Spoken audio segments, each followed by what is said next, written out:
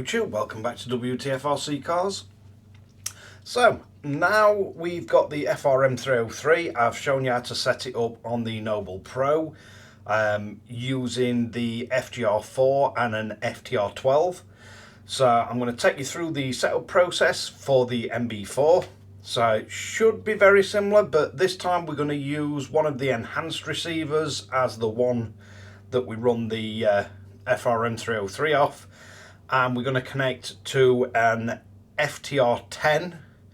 So we're going to switch it up this time, so it's going to be an enhanced receiver on the side that runs the FRM303, and it's going to be a classic type receiver on the end that runs your RC, just to basically give you an idea of what settings you actually change, so you can compare the two videos and you can see that there's different ways of setting classic and enhanced receivers depending on which end they're on.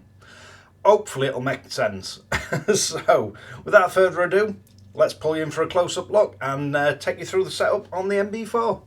Right, so first thing we're going to need to do is go on the NB4, choose a model, and I'll reset it just in case we've got anything weird set up on it.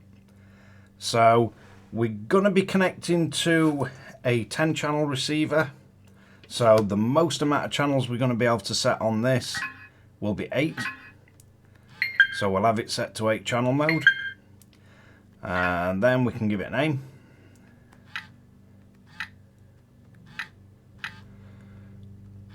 So we'll just call it FRM303. We got it set on 2-way, so we can come out of that. We can go to our setup, and then first thing we're going to need to do is bind it. So on this one we're going to use the FGR12, but this could be the FGR4b, 8b, 12b. The only things that are really relevant is make sure you know which one of your programmable ports, your new ports, you're going to set. So on this receiver, your top 3, so it goes from port 12 backwards, so port 12 will be channel A, 11 will be B, C is channel 10, and then channel 9 will be D. So you just need to make sure you know them. So we're going to work out which port we're going to connect this to. So I'll go with channel 12, which is new port A. So we need to connect that up. Then we're going to need to put it into bind mode. So again, just press and hold the bind button. You can supply power to any of the channels. So we've got this in bind mode. Once we've got it in bind mode, we're going to go back to the transmitter.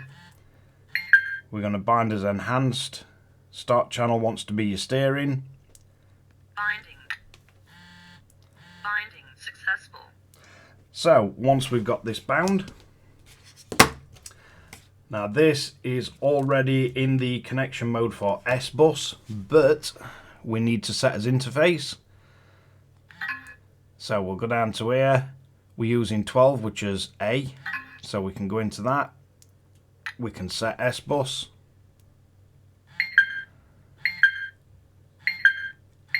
And then you come out and you can see this has gone to flashing blue. Now you can set the protocols for this, which we went through on the other video, but I'll just run you through the process for it. So basically, if this is connected to your right port now and you're bound, but this is still flashing red, what you need to do is make sure this is in S-bus mode. So we need to push the up key as we power it on.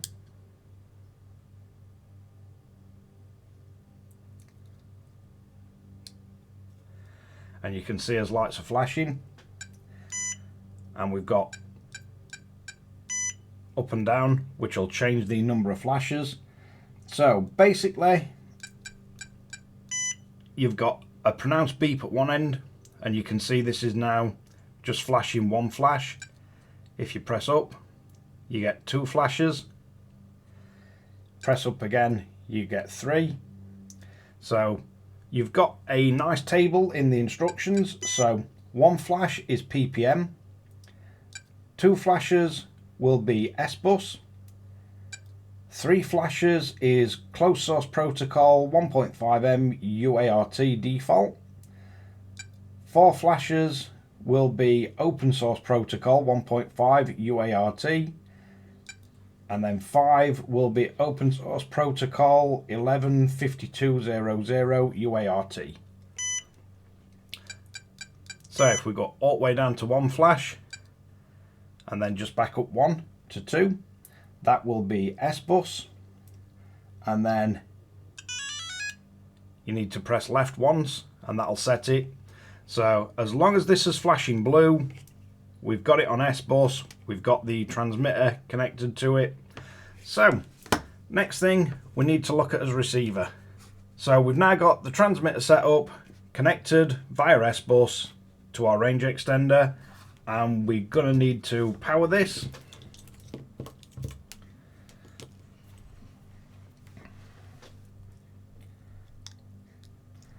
So let's connect our ESC to channel 2. We'll have a steering servo.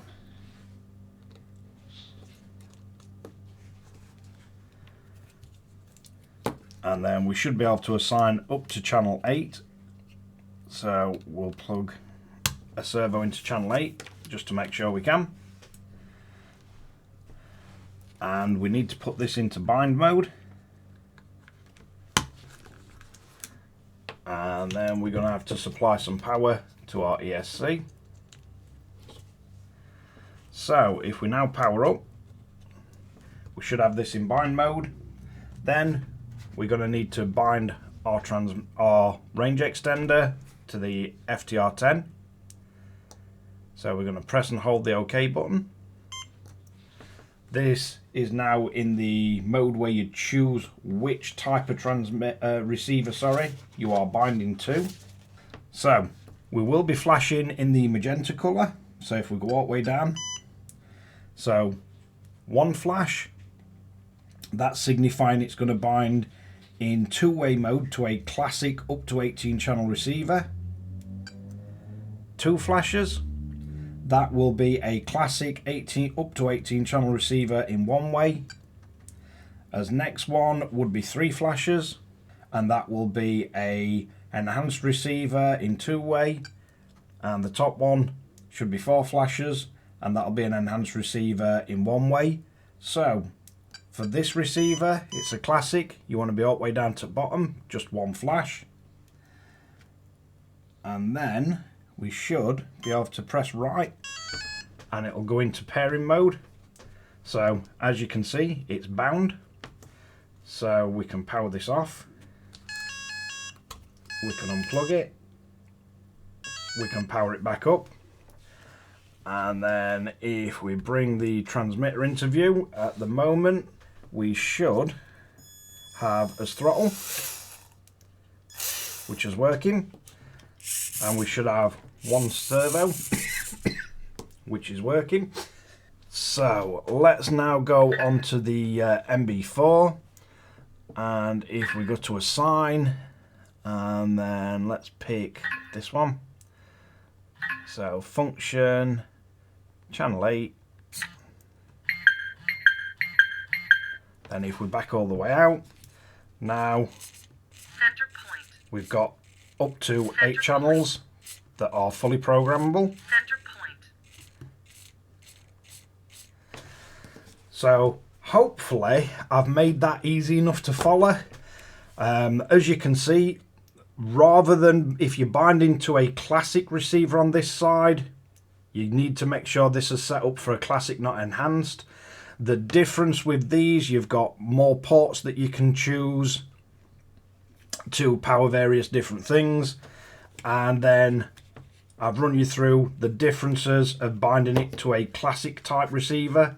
Now, although this is a classic receiver, you've still got a lot of ports on it that can do various things, and you get extremely good range with the dual antennas. But it's just another option of what type of receivers. You can pretty much use any at Flysky AFHDS 3 receivers to connect to this. But yeah, it's just a nice, real convenient way of getting a range extender without having to take the actual transmitter apart. And literally with these, you can just Velcro them to a plate or whatever's more convenient for you. You do have screw holes in the back of this, so you can make a plate to mount it and then just Velcro your battery down and everything. There is other ways you can power this, so at the minute you will be restricted to your power output because you're drawing the actual power through the internal feed, which is just running whatever your receiver's running off. You do have the option of running 5 to 28 volt DC on this. So you could have a battery pack running your receiver, and then if you want to really crank power up on this for extremely long range, you've got the mounting holes for a cooling fan, and you can also power this directly from 5 to 28 volt, and then you can really up the power on it and get incredibly long range on it. There are reports of it set at 2 watts with a high gain antenna up to 80 kilometer range, which is absolutely insane. But yeah, this is a really well made piece of kit. It does mean that you don't have to take your transmitter apart to fasten this in.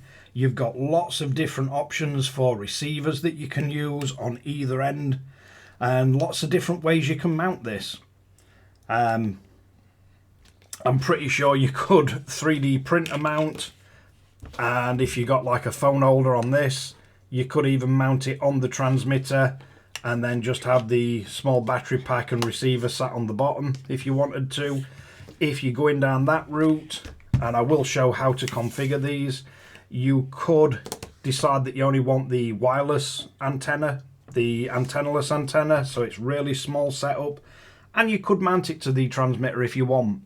The big difference with this and the big advantage is you don't need to crack your transmitter open. If, like me, you use your transmitter for a lot of other RCs, I run my Mini Z, my crawlers, you don't necessarily want the bulk and hassle of having a range extender fastened to your transmitter. It's just a really convenient way of doing it.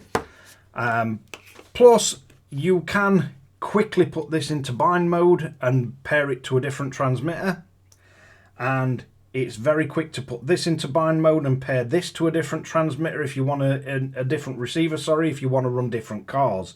So if you were hosting speedrunning, you could have this set up and then just quickly swap this and the actual receiver that it's running off to different RCs for different users. So, a lot of things to cover on this, and I'm going to do my best to work my way through it and kind of make it make sense for you guys. But let's wrap this one up. So, there you have it, the FRM303 and the NB4 set up with an FGR12b and an ftr10. I will remember all these model numbers eventually. But yeah, just gives you an idea of the different ways of setting this range extender up. There's a whole bunch of other things that you can configure on it and that, and as I'm working my way through it, I'll be making videos showing you how to set all various different things up, including different ways of powering it and different settings, what it has on it and what they do.